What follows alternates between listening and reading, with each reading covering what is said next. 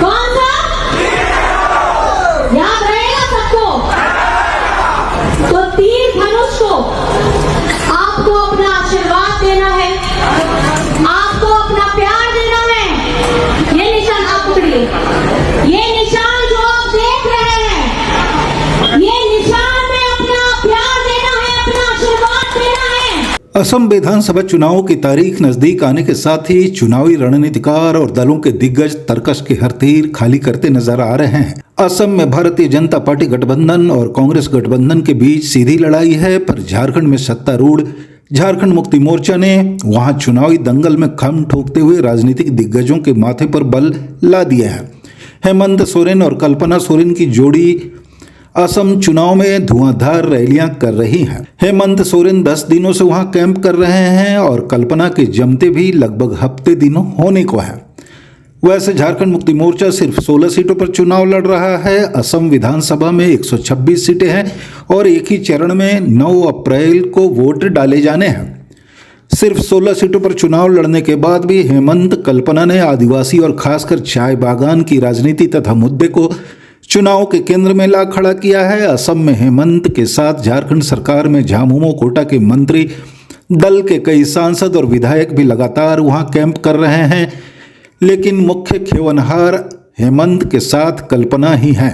कल्पना सोरेन अपने तेवर और धारा प्रवाह भाषण को लेकर सुर्खियों में कहीं ज्यादा हैं। वे भीड़ को जबरदस्त तरीके से बांधती दिख रही। हालांकि यह देखा जाना बाकी है कि यह भीड़ वोटों में कितना टर्न अप कर पाती है। इन सब के बीच कल्पना सोरेन की कुछ तस्वीरें और वीडियो क्लिप सियासत की सुर्खियों में है। दरअसल रविवार को खुमताई, नहरकटिया एवं मार्गेरिटा विधानसभा क्षेत्र में कल्पना सोरेन की चुनावी सभा तय थी। कल्पना सोरेन ने आरोप लगाया है कि प्रशासन द्वारा हेलीपैड की स्वीकृति नहीं दिए जाने के कारण खुमताई और नहरकटिया की सभा में नहीं पहुंच सके।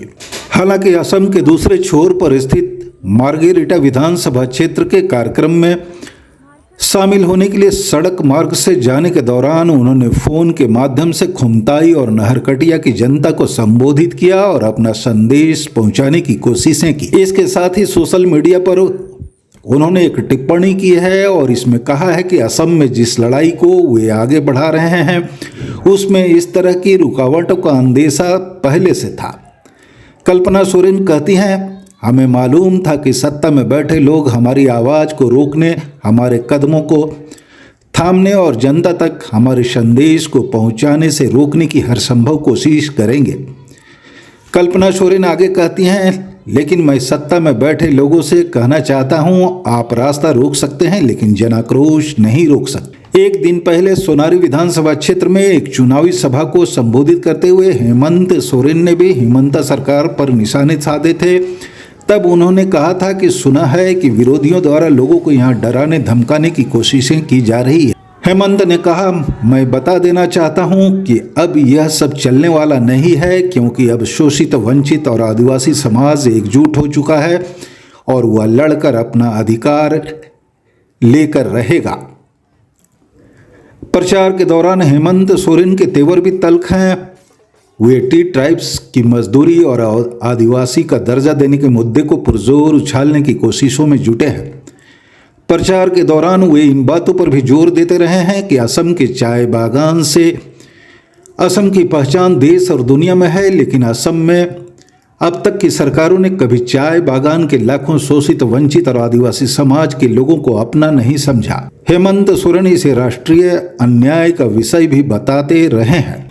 बहरहाल असम में सिर्फ 16 सीटों पर चुनाव लड़ रहे झारखंड मुक्ति मोर्चा के तीर से कौन घायल होता है तथा क्या दूसरे राज्यों में पार्टी का विस्तार और आदिवासी राजनीति में बड़ा फलक हासिल करने की हेमंत सोरेन की रणनीति पर कोई धार चढ़ पाती है, यह देखना बाकी होगा।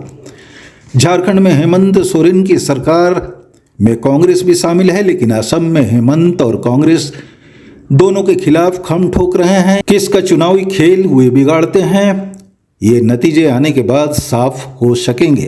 मजबूती से खड़ा रहिएगा ना, डरिएगा नहीं ना।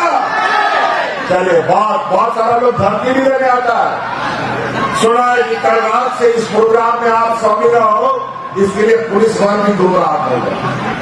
पूरा देश का बड़ा बड़ा फोर्स को यहाँ आके पकड़ दिया है ताकि अपने संविधान ताकतों का दुरुपयोग कर अपना चुनाव जीते।